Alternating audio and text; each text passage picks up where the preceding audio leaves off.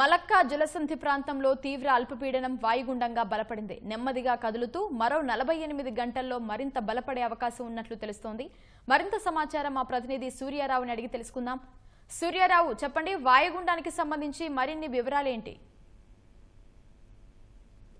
Malacca జలసంధి ప్రాంతంలో తీవ్ర అల్పపీడనం కాస్త వాయుగుండంగా రూపాంతరం చెందింది.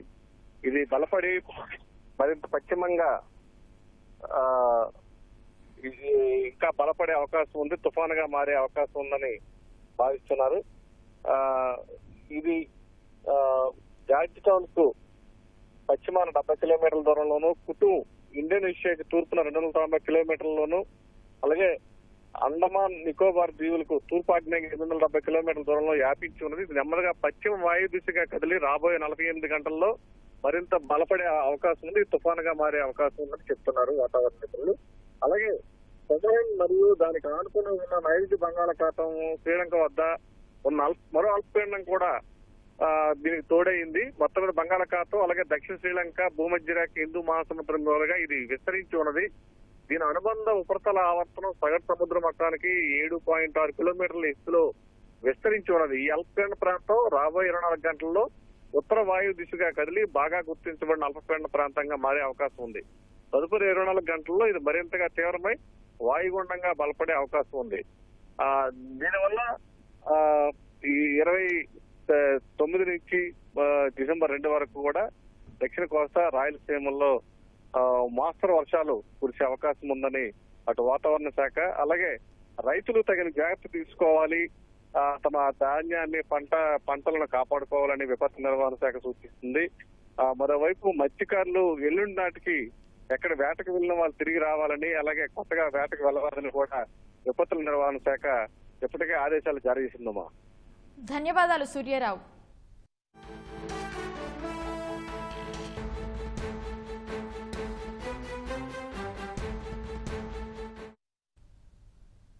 ఇక ఇదే అంశానికి సంబంధించి మరింత సమాచారం మా ప్రతినిధి ఆదిత్య పవన్ ని అడిగి తెలుసుకుందాం.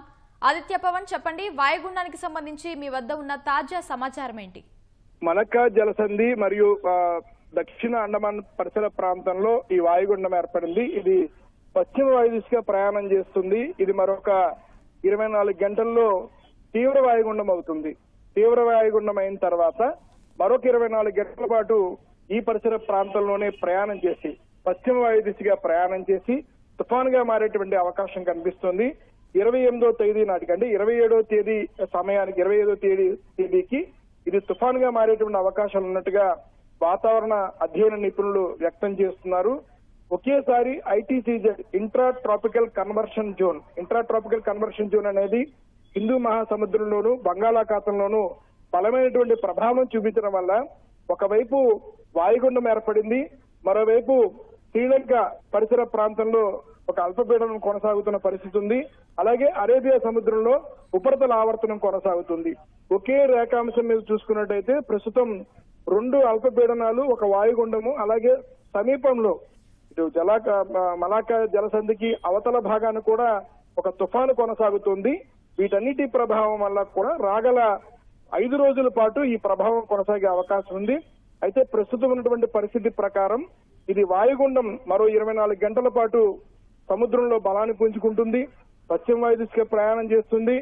అండమాన్ నికోబార్ దీవులను దాటుకుని దక్షిణ సముద్రంలోకి, దక్షిణ బంగాళాఖాతంలోకి వచ్చేటువంటి పరిస్థితి ఉంది. దక్షిణ బంగాళాఖాతం లేదు ఆగ్నేయ బంగాళాఖాత పరిసర ప్రాంతంకి వచ్చేటువంటి అవకాశం కనిపిస్తుంది.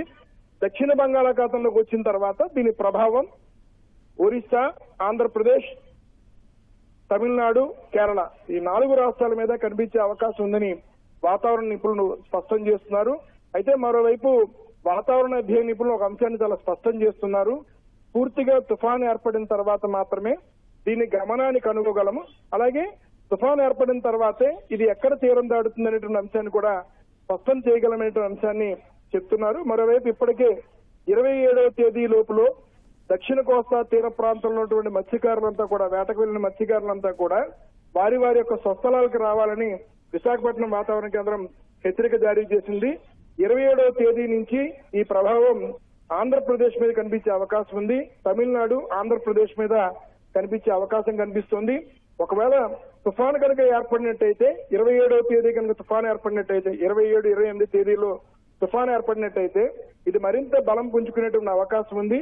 ఎందుకంటే ప్రస్తుతం మన రాష్ట్రానికి మన రాష్ట్ర తీర ప్రాంతం నుంచి కనుక పరిశీలించినట్టయితే సుమారు 1000 కిలోమీటర్ల దూరంలో ఇది వాయుగుండం ఏర్పడింది. ఇది పశ్చిమ వాయు దిశగా ప్రయాణం కొనసాగించినట్టయితే రాష్ట్రానికి లేదా రాష్ట్ర తీర ప్రాంతానికి సుమారుగా 500 కిలోమీటర్ల దూరంలో తుఫాను అయ్యేటువంటి అవకాశం ఉంది. తుఫాను అయిన తర్వాత దీని ప్రభావం అలాగే దీని గమనం ఉన్నటువంటి వాతావరణ పరిస్థితులను బట్టి ఎక్కడ తీరం దాటేటువంటి అవకాశం కూడా స్పష్టంగా తెలిసేటువంటి అవకాశం ఉంది. అయితే ప్రస్తుతం వాతావరణ శాఖ అధికారులు తుఫాను అయిన తర్వాత దీని గమనాన్ని ప్రజలకు తెలియజేసేటువంటి అంశంలో అధ్యయనం చేస్తున్నారు. ప్రస్తుతం మాత్రం వాయుగుండం ఏర్పడింది, పశ్చిమ వాయు దిశగా ప్రయాణం చేస్తుంది. మరో 48 గంటల్లో తుఫాను అయ్యేటువంటి అవకాశం ఉన్నట్టుగా వాతావరణ అధ్యయన నిపుణులు స్పష్టం చేస్తున్నారు. ధన్యవాదాలు ఆదిత్య పవన్.